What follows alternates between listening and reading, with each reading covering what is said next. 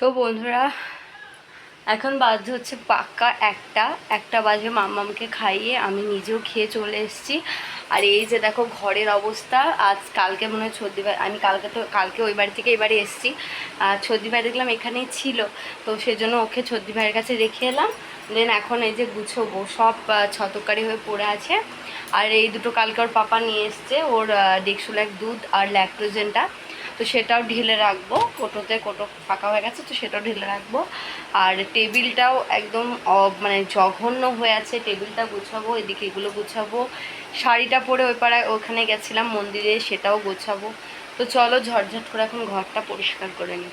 কারণ ও ঘুমোলো না, তোকে বললাম একটু ধরতে, তো সে ফাঁকে ঝটঝট করে গুছিয়ে নিই। তো দেখতে থাকো ব্লগটা।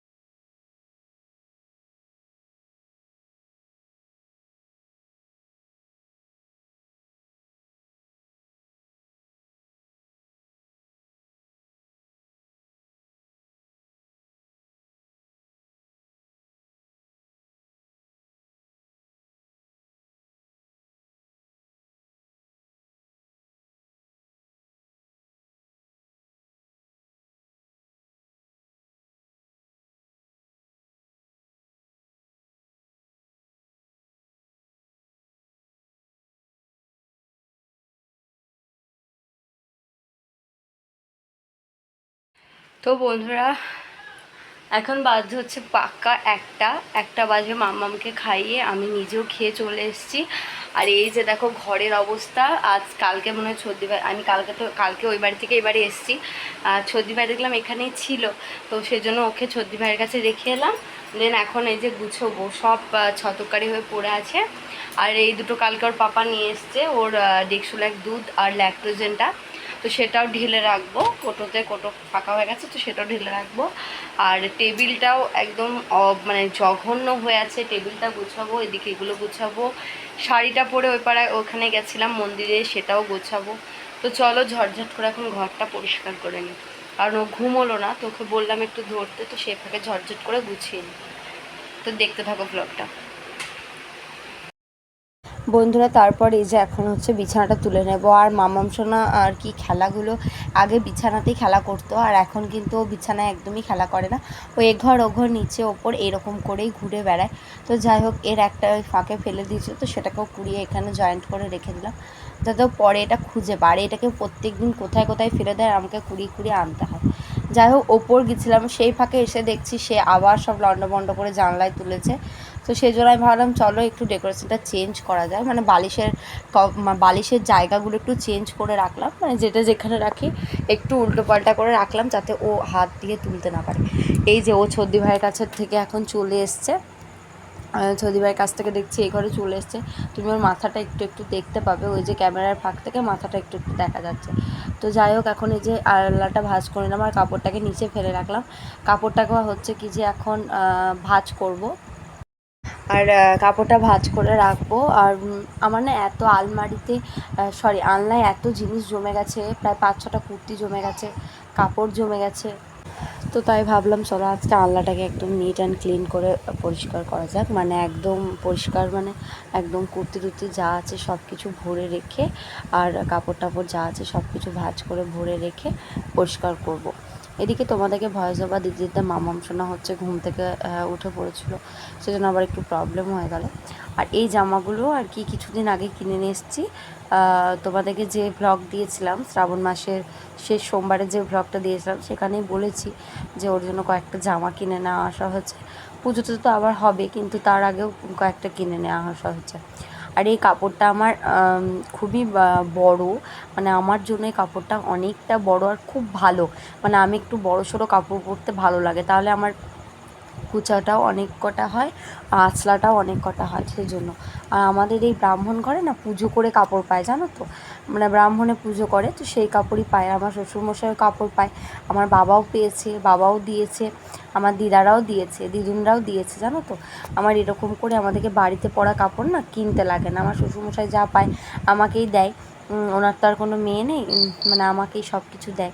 তো সেজন্য না বাড়িতে পরা কাপড় আমাদেরকে কিনতে লাগে না, ওগুলো মানে ওগুলো নিয়ে।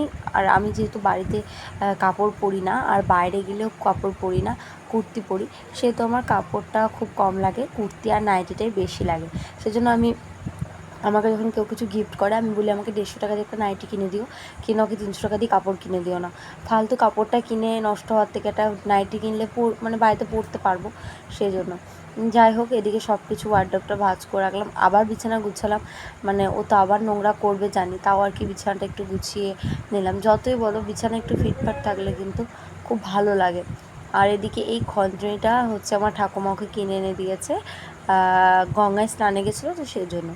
তো এদিকে দেখো একটা নাইটি, কুর্তি, বললাম যা যা ছিল সব ওয়ার্ডরোবে ভরে নিলাম। দেন এখন হচ্ছে যে টেবিলটা একটু গোছাবো, মানে টেবিলটা খুবই নোংরা হয়ে আছে, সেজন্য টেবিলটা একটু গোছাবো।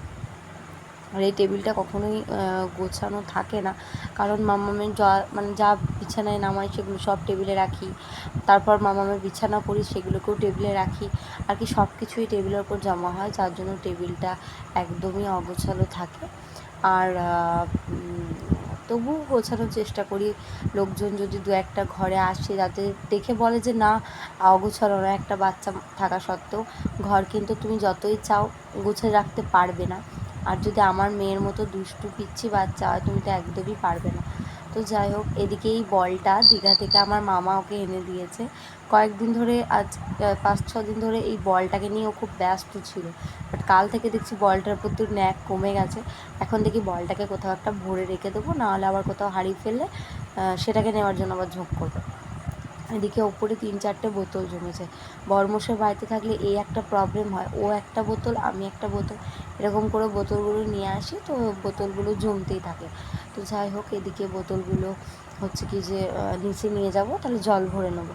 আর টেবিলটা একদম গোছগাছ করে পরিষ্কার করে নিয়েছি।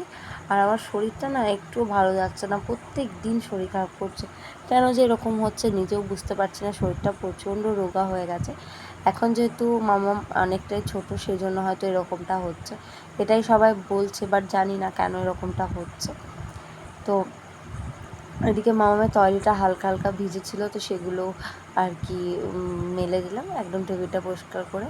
আর বললাম তোমাদেরকে যে অনেক কিছু আলনায় জমেছিলো, সেগুলো এখন আলমারিতে সব গুছিয়ে ভরে নেবো। আলমারি কিন্তু আমার ফুল প্যাকড আপ হয়ে গেছে, মানে একদম ভর্তি যাকে বলে। জানি না, মামামের এখন একটা ব্ল্যাঙ্কেট আদতে আর কি মা বলেছে একটা ব্ল্যাঙ্কেট দেবে, তো জানি না ব্ল্যাঙ্কেটটা কোথায় রাখবো। যাই হোক, এদিকে দেখো এই জায়গাটা এত নোংরা হয়, মানে ওর পাপার সমস্ত কিছু থাকে, তো প্রচুর নোংরা হয়, সেগুলোকে এখন সব গোছাবো। তো ব্লগটা আজকে আর বেশি বড় করবো না, এখানেই ব্লগটা এন্ড করে দেবো। সবাইকে বাই, দেখা হবে নতুন কোনো ব্লগে। প্লিজ পাশে থেকেও সাপোর্ট করো।